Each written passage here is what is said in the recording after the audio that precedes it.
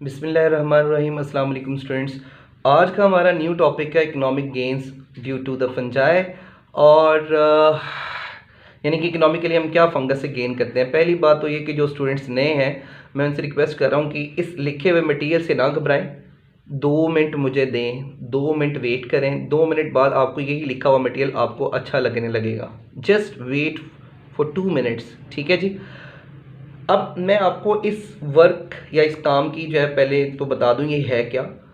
पूरे टॉपिक में जितनी हेडिंग्स बननी हैं मैंने बना दी हैं। नंबर फर्स्ट, हर हेडिंग में जितने भी हाईलाइटेड पॉइंट्स हैं मैंने डिफरेंट कलर से उसको मार्क कर दिया ताकि आप लोग उसको एमसीक्यू पॉइंट ऑफ व्यू से या ओवरऑल याद रखने के पॉइंट ऑफ व्यू से याद कर सकें। So this is flow chart और इससे आप लोगों को याद करना भी आसान होगा। मैं उमर नज़ीर कैंपस 11 पंजाब कॉलेज से हूँ, ठीक है जी। जो कैंपस 11 में पढ़ने वाले बच्चे हैं वो अच्छी तरह से मुझे जानते होंगे, ठीक। वैसे तो मैं एक नालायक इंसान हूँ लेकिन फिर भी जानते होंगे। तो स्टार्ट करते हैं जी, economic gains due to fungi. तो सबसे पहला पॉइंट जो हमें फ़ायदा होता है फंगस से वो क्या, वो ये कि जो फंगस है वो क्या कहते हैं, एडिबल फंजाई भी होती है जिनको हम खाते हैं। हम ये खुद रो हैं, खुद ब खुद उगती हैं। जैसे मानसेरा वाली साइड पर इधर उधर चले जाएं तो आपको ये कुछ जो है वो एडिबल मशरूम्स मिल जाती हैं जो कि खुद रो हैं, अल्लाह की तरफ से वो उगती हैं। हम उसको जो है वो क्या करते हैं, उतार के उसको बेच देते हैं, तो तब भी हमें इकोनॉमिकली फ़ायदा होता है। खा लेते हैं तब भी फ़ायदा है, ठीक है। तो ये अबाउट 200 स्पीशीज़, अबाउट 200 स्पीशीज़, ये एमसीक्यू का पॉइंट है। अबाउट 200 स्पीशीज़ ऑफ मशरूम्स, ठीक है, अगैरिकस मशरूम्स, अगैरिकस जो कि एडिबल है, और मोरल्स, ठीक है, मोर्केला एस्कुलेंटा, ठीक है, मोर्केला एस्कुलेंटा या मोर्केला एस्कुलेंटा जैसे भी आप इसको प्रोनाउंसिएट करना चाहें कर लें। ये दोनों एडिबल हैं। ये आपसे पूछा जा सकता है एमसीक्यू का पॉइंट कि मशरूम्स कौन सी खाने वाली हैं, तो एगैरिकस स्पीशीज़ की मशरूम खाने वाली हैं, ठीक है। और इस तरह से ये भी एमसीक्यू पूछा जा सकता है मॉरल्स कौन सी खाने वाली हैं, तो ये मोर्केला एस्कुलेंटा की स्पीशीज़ की जो ये पूरा साइंटिफिक नेम है, ये दिस इज जीनस नेम है, दिस इज स्पीशीज नेम। और ये बेसिकली जो है वो ये भी जो है वो एडिबल फंजाई में आ जाती है। ट्रफल्स, ट्रफल्स जो है वो जो खाने वाले हैं वो उसका ताल्लुक किस ग्रुप से है, एस्कोमाइसिटीज ग्रुप से है, जैसे कि हम लोग पढ़ चुके हैं। और ये अंडरग्राउंड जो है फ्रूटिंग बॉडीज होती हैं, जैसे आलू पैदा होते हैं ना अंडरग्राउंड, बिल्कुल वैसे ही ये पैदा होते हैं, ठीक है। तो ये जो है वो ट्रफल्स भी, अब ये भी एमसीक्यू का पॉइंट है कि ट्रफल्स का ताल्लुक किस ग्रुप से है, एस्कोमाइसिटीज ग्रुप से है। अब ये सारे पॉइंट्स हैं वो एमसीक्यू के पॉइंट्स है, ठीक है। लेकिन अगर वो चाहे तो इसका शॉर्ट क्वेश्चन भी एक बना के दे सकता है, राइट अबाउट एडिबल फंजाई। तो आप लोगों को ये बातें सारी याद रखनी है। उसके बाद बच्चों यहाँ पर देखेंगे हमारे पास जो है वो नोट में एक चीज़ लिखी है, कुछ मशरूम्स हैं जो कि पॉइजनस होती हैं, जैसे कि तमाम पॉइजनस मशरूम्स को हम बोलते हैं टोडस्टूल्स। ये भी क्या है एमसीक्यू का पॉइंट, टोडस्टूल्स, ठीक है। तमाम पॉइजनस मशरूम को टोडस्टूल बोलते हैं, जिसमें डेथ कैप, डेथ एंजल है, जिसका दूसरा नाम क्या है, एमनीटा। ये तो इसका कॉमन नेम है, दिस इज साइंटिफिक, ठीक है, एमनीटा। और जैक ओ लैटन, ये भी जो है वो पॉइजनस है, ठीक। तो ये सारी बातें आप लोग मुख्तलिफ तरह की एमसीक्यू की बुक्स हैं जो मैंने बताई हैं, सब स्टडी कर सकते हैं, किप्स में, यूनिक में और स्टार में। ये सारी एमसीक्यू की बुक्स में, उनके नोट्स में सारी चीज़ें मौजूद हैं, ठीक है जी। जितनी बातें मैंने बताई हैं एज सच पास पेपर में भी आई हुई हैं, तो उसको आप याद कर लीजिएगा। Number 2, fungi food industry. Food industry mean bakery industry में बहुत ज़्यादा फंजाई इस्तेमाल होती है, क्योंकि बेकरी में ज़्यादातर ईस्ट जो कि फर्मेंटेशन में इस्तेमाल होती है, जैसे कि यहाँ पर मेंशन है ईस्ट सैक्रोमाइसिस सेरेविसी। ईस्ट तो बहुत सारे टाइप की है, ठीक है। तो यहाँ पर ये खास ईस्ट है जिसको हम क्या बोले, सैक्रोमाइसिस सेरेविसी, ये साइंटिफिक नेम है, अंडरलाइन करना लाजमी है, ठीक। Use in the production of bread and liquor, ठीक है। ये ब्रेड आप समझते हैं, लिक्वर जो है वो जितने भी मशरूब हैं जो बनते हैं, जो ख़ास तौर पर अंग्रेज़ों के मशरूब हैं, ठीक है। कुछ तो आप भी पसंद करते होंगे कुछ, ठीक है, वो भी जैसे कि मुख्तलिफ तरह के माल्ट्स वगैरह, तो ये इन्हीं से ही प्रोड्यूस होते हैं, ईस्ट से प्रोड्यूस होते हैं। पेंसिलियम, पेंसिलियम से जो है वो ख़ास तरह इसको इस्तेमाल किया जाता है बेकरी इंडस्ट्री में। किसके लिए, चीज़ आपने सुना होगा जो पिज़्ज़ा पे लगती है, जो ज़्यादा लगी हो तो आपको मज़ा आता है खाने का पिज़्ज़ा, ये वही चीज़ है, ठीक है। उसको जो ख़ास उसका कलर होता है और जो उसकी खुशबू होती है वो किसकी वजह से होती है, पेंसिलियम की वजह से होती है, ठीक है जी। तो ये भी एमसीक्यू का पॉइंट है कि पेंसिलियम किस मकसद के लिए इस्तेमाल होती है, चीज़ को ख़ास कलर और ख़ास खुशबू देने के लिए। अरोमा का मतलब होता है खुशबू देने के लिए, ठीक है। इसी तरह एस्परजिलस, ये भी फंगस है। ये किसके लिए इस्तेमाल होती है? सोया सॉस और सोया पेस्ट बनाने के लिए, सिट्रिक एसिड बनाने के लिए, ठीक है। सोया सॉस और सोया पेस्ट क्या है, ठीक है। जो किचन में काम करने वाले लोग हैं उनको अच्छी तरह से पता है कि सोया सॉस और सोया पेस्ट जो सोयाबीन के सीड से, सोयाबीन बेसिकली सीड्स हैं, उनसे जो है वो सोया सॉस और सोया पेस्ट बनता है। किसकी मदद से? एस्परजिलस फंगस की मदद से। तो आप ये सारे पॉइंट्स जो हैं वो एमसीक्यू के पॉइंट्स हैं, 3 पॉइंट्स मैंने मेंशन किए हैं, ठीक है। तो आप इसको याद कर लीजिएगा। सिट्रिक एसिड बेसिकली क्या है? विनेगर, जिसको हम सिरका भी बोलते हैं। तो वो अक्सर पूछे था कि विनेगर किससे हासिल करते हैं, तो हम कहेंगे कि इस फंगस को इस्तेमाल करके हम विनेगर हासिल करते हैं। तो ये तीनों points very very important regarding MCQs मुख्तलिफ बुक्स में, पास पेपर्स में मौजूद हैं जी। आगे थर्ड पॉइंट है जी हमारा, ये लेक्चर बहुत शॉर्ट सा है, आप बस 2 मिनट और वेट कीजिएगा।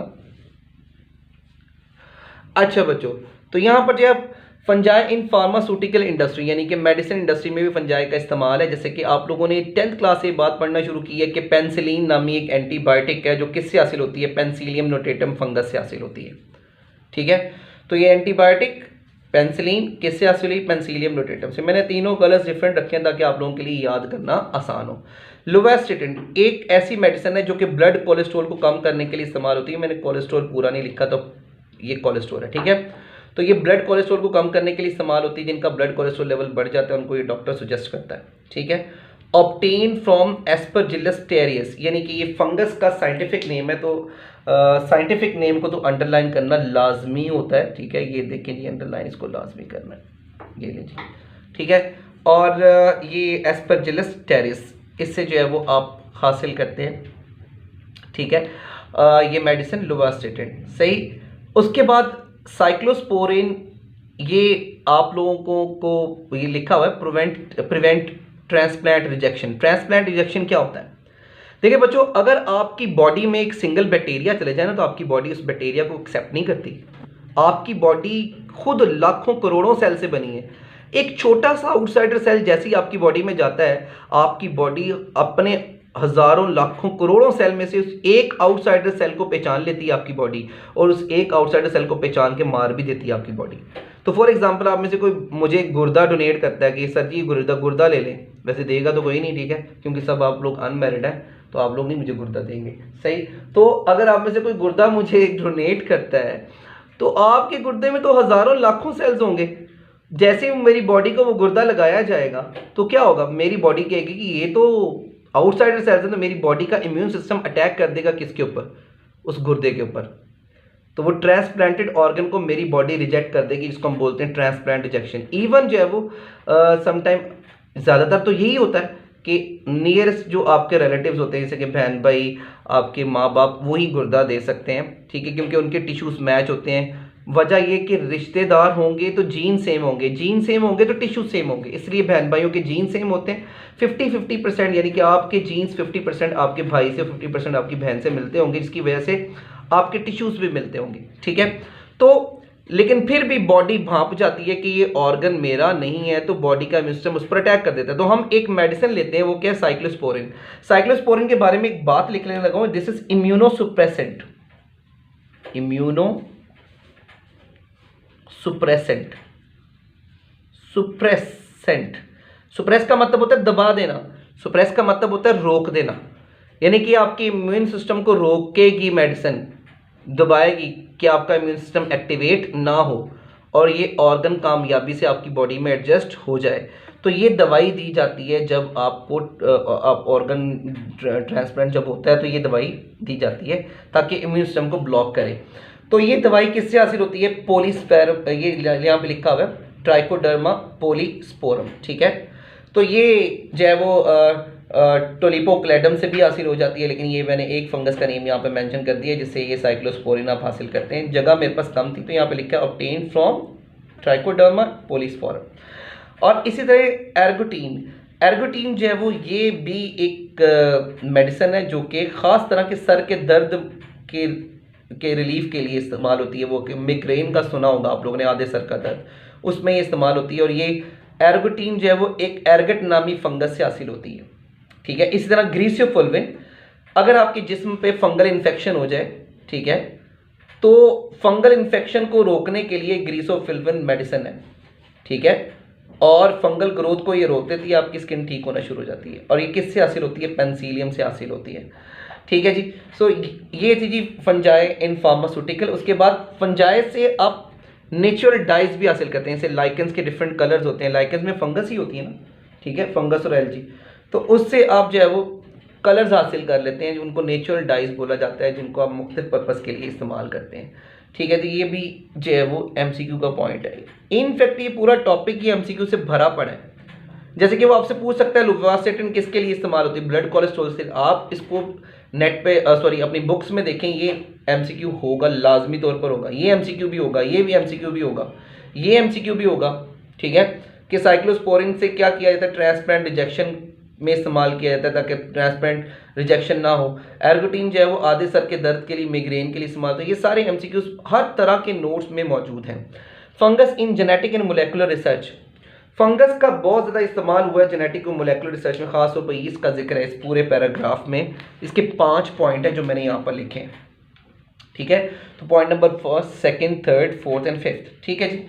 अब जो यीस्ट है, ये पहला यूकैरियोट था जिसको जेनेटिक इंजीनियर्स ने जेनेटिक रिसर्च में इस्तेमाल किया था। ये एमसीक्यू है, ठीक है। इस तरह पहला functional artificial chromosome, working artificial chromosome, ये बहुत बड़ी अचीवमेंट थी कि वर्किंग आर्टिफिशियल क्रोमोसोम बनाया गया किसके अंदर? यीस्ट के अंदर। और वो कौन सी यीस्ट थी? Saccharomyces cerevisiae. इसको अंडरलाइन जरूर करना है क्योंकि ये साइंटिफिक नेम है,